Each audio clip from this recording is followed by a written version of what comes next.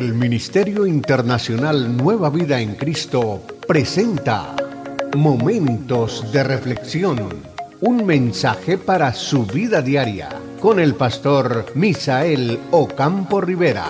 Bienvenidos.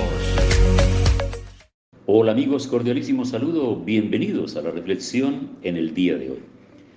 Continuamos en el capítulo 7, porque aquí el apóstol Pablo está abriendo su corazón para mostrar una realidad tan humana, la realidad de cada uno de nosotros, la lucha y la dificultad que tenemos en la vida diaria, pero asimismo el poder y la gracia del Señor para fortalecernos y para ayudarnos.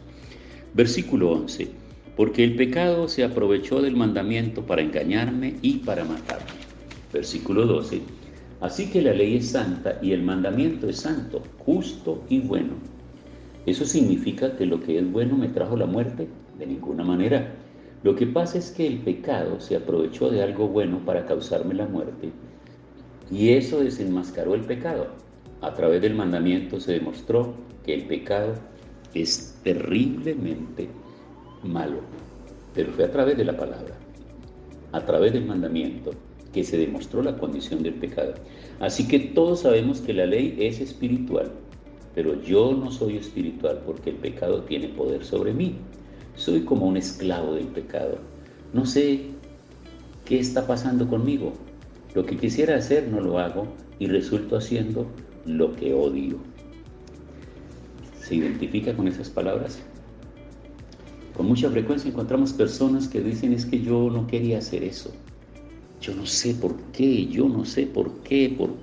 cedí a la debilidad, a la tentación, por qué volví otra vez atrás. ¿Por qué dejé de orar? ¿Por qué dejé de leer la palabra? ¿Por qué dejé de congregarme? ¿Por qué me dejé llevar de los amigos? Esa es la lucha de la vida diaria y de la cotidianidad.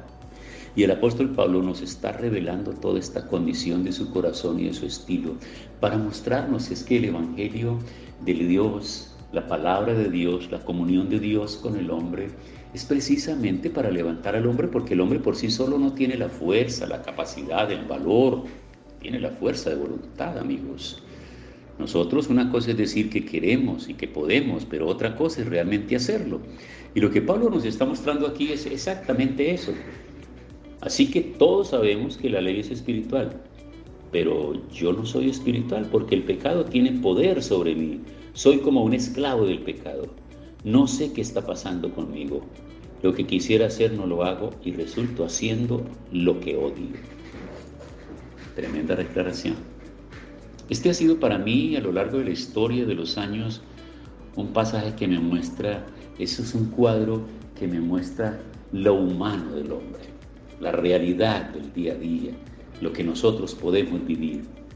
Porque nos muestra que nos vemos reflejados en el apóstol Pablo, un hombre humano, un hombre con necesidad, un hombre frente a tentaciones, un hombre frente a luchas y a dificultades, pero un hombre que se sincera. Y lo que cuenta aquí, lo que vale la pena aquí, es que pueda sincerarse, porque luego nos va a decir cómo va a salir de esa condición, porque no está hablando de derrota, no está hablando de fracaso, no está hablando de un hombre que no tenga autoridad espiritual ni moral, no está hablando de un hombre que no tenga poder ni testimonio.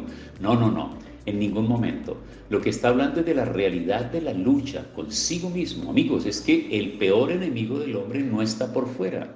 El peor enemigo del hombre no es el diablo ni es el otro hombre. El peor enemigo del hombre es el yo, el sí mismo, el otro yo, la persona que está dentro de ti, aquello que los psiquiatras llaman como el otro yo, como la otra persona que habita en ti, con la cual tienes tantas dificultades y tantas luchas, porque hay cosas que quisieras abandonarlas, pero que ese hombre interior, esa persona que está en ti, no lo permite.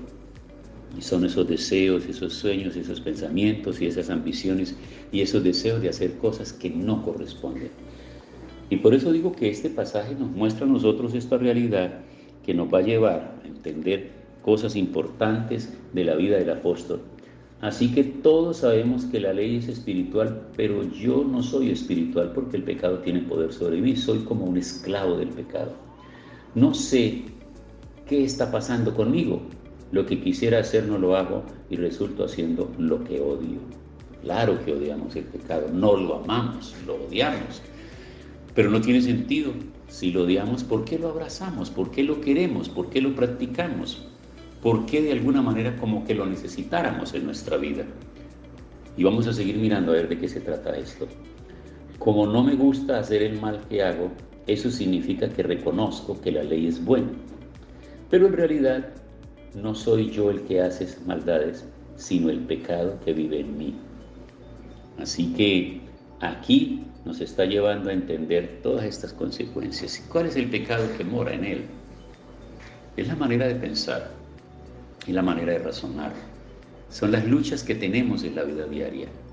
Seguimos pensando, seguimos analizando, seguimos soñando, seguimos proyectando, pero todo esto tiene que pasar por un filtro, el filtro de la palabra de Dios. Ahora, entendamos algo.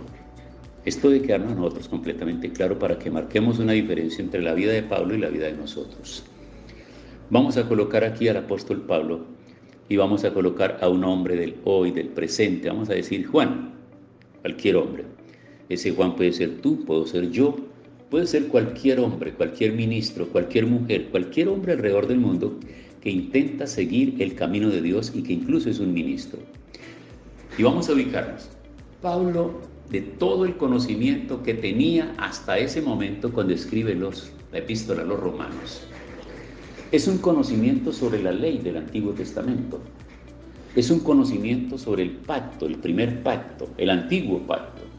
Es un conocimiento de toda esa ley que él ha estudiado, él como un erudito.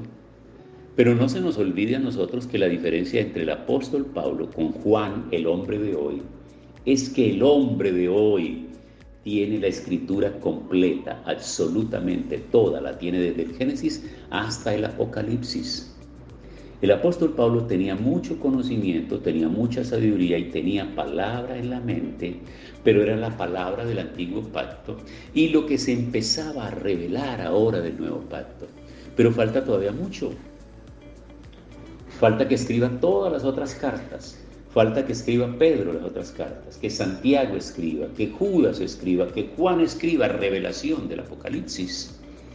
Entonces él no tiene un conocimiento completo como lo tiene Juan hoy, y Juan representa al hombre de hoy, al ministro de hoy, al cristiano de hoy, a la persona de hoy, en un mundo del siglo XXI, donde la Biblia está en tantas versiones, de tal manera que la gente pueda entenderla.